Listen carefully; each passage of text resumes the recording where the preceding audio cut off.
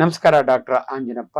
ಹದಿಹರೆಯದ ಮಕ್ಕಳ ಸಂಕಷ್ಟಗಳಿಗೆ ತುಂಬ ಜನ ಆನ್ಸರ್ ಮಾಡಲ್ಲ. ತಂದೆ ತಾಯಿಗಳು ಅವರಿಗೆ ಗೈಡೆನ್ಸ್ ಕೊಡಲ್ಲ. ಎಲ್ಲೋ ಒಂದು ಕಡೆ ಸೆಕ್ಸ್ ಎಜುಕೇಷನಲ್ಲಿ ಅವ್ರಿಗೆ ಉತ್ತರ ಸಿಗಲ್ಲ. ಸರ್ವೇ ಸಾಮಾನ್ಯವಾದ ಒಂದು ಅಭ್ಯಾಸ ಮಕ್ಕಳಲ್ಲಿ ಅಂದರೆ ಹಸ್ತಮೈಥುನ. ಇದು ನನ್ನ ಸಬ್ಜೆಕ್ಟು ಕೂಡ. ನಾನು MBBS ಓದೋವಾಗೆ ಫಾರೆನ್ಸಿಕ್ ಮೆಡಿಸನ್ನಲ್ಲಿ ಈ ಸೆಕ್ಸ್ ಪರ್ವರ್ಷನ್ನಲ್ಲಿ ಹಸ್ತಮೈಥುನ ಕೂಡ ಒಂದು ಬರುತ್ತೆ. ಇನ್ಫ್ಯಾಕ್ಟ್ ನನ್ನ ಪ್ರೊಫೆಸರ್ ಅವಾಗ ಹೇಳೋರು, ಹಸ್ತಮೈಥುನ ಯಾರಾದರೂ ಮಾಡ್ಕೊಳ್ಳಲ್ಲ ಅಂದರೆ he must be a terrible liar or he must be God. He cannot be god.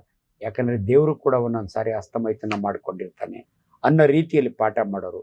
ಇದನ್ನು ಮಾತಾಡಬೇಕಾದ್ರೇ ಮುಜುಗರ ಅನಿಸುತ್ತೆ. ಆದರೆ ಅನ್ಫಾರ್ಚುನೇಟ್ಲಿ ಅನೇಕ ಮಕ್ಕಳು ಹಸ್ತಮೈಥುನ ಮಾಡ್ಕೋತಾರೆ. ಬಟ್ ಎಷ್ಟು ಸಾರಿ ಮಾಡ್ಕೋಬೇಕು, ಯಾವಾಗ ಮಾಡ್ಕೋಬೇಕು ಅದರಲ್ಲಿ ಸ್ಪೆಸಿಫಿಕೇಶನ್ ಇಲ್ಲ. ಬಟ್ ಮಾಡ್ಕೊಳ್ಳೋದು ತಪ್ಪ? Definitely not. ಬಟ್ ಮಾಡಿಕೊಂಡ ಮೇಲೆ ಚಿಂತೆ ಮಾಡ್ತಾರಲ್ಲ, ನನ್ನ ವೀರ್ಯ 1 ತೊಟ್ಟು ವೀರ್ಯ 20 ತೊಟ್ಟು ರಕ್ತಕ್ಕೆ ಸಮಾನ ಅಂತ ಅಂದ್ಕೊಂಡು ಯಾರೋ ತಪ್ಪು ಮಾಹಿತಿ ನಿಮಗೆ ಕೊಟ್ಟಿರ್ತಾರೆ. ಅದರಿಂದ ಡಿಪ್ರೆಷನ್ಗೆ ಹೋಗ್ತೀರಿ. ಅದು ತಪ್ಪು ಅಂತ ನಾನು ಹೇಳ್ತೀನಿ. ಹಸ್ತಮೈಥುನ ಆ ವಯಸ್ಸಿನಲ್ಲಿ ಒಂದು ಸಹಜ ಕ್ರಿಯೆ.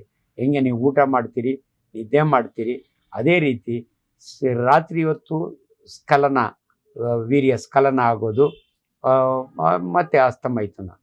ಅದರೊಳಗಾಗಿ ಹೆಣ್ಣು ಮಕ್ಕಳಲ್ಲೂ ಇದೆಯಾ ಅಂತ ತುಂಬ ಜನ ಆಶ್ಚರ್ಯಕರವಾಗಿ ಕೇಳ್ತಾರೆ.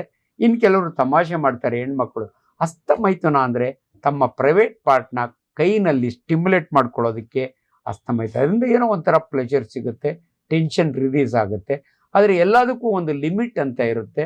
ಹೆಣ್ಣು ಮಕ್ಕಳಾಗಲಿ ಗಂಡು ಮಕ್ಕಳಾಗಲಿ, ಪರ್ಟಿಕ್ಯುಲರ್ಲಿ ಹೆಣ್ಣು ಮಕ್ಕಳಲ್ಲಿ ನಮ್ಮ ದೇಶದಲ್ಲಿ ಬಹಳ ಸಾರಿ ಋತುಮತಿಯಾದ ನಂತರ ಅಂದರೆ ಮೆಚ್ಯೂರ್ ಆದ ನಂತರ ಈ ಹೈಮನ್ ಎಲ್ಲೋ ಒಂದು ಕಡೆ ಕನ್ಯಾ ಪೊರೆ ಅಂತಾರೆ, ಅದು ಡ್ಯಾಮೇಜ್ ಆಗಬಾರ್ದು.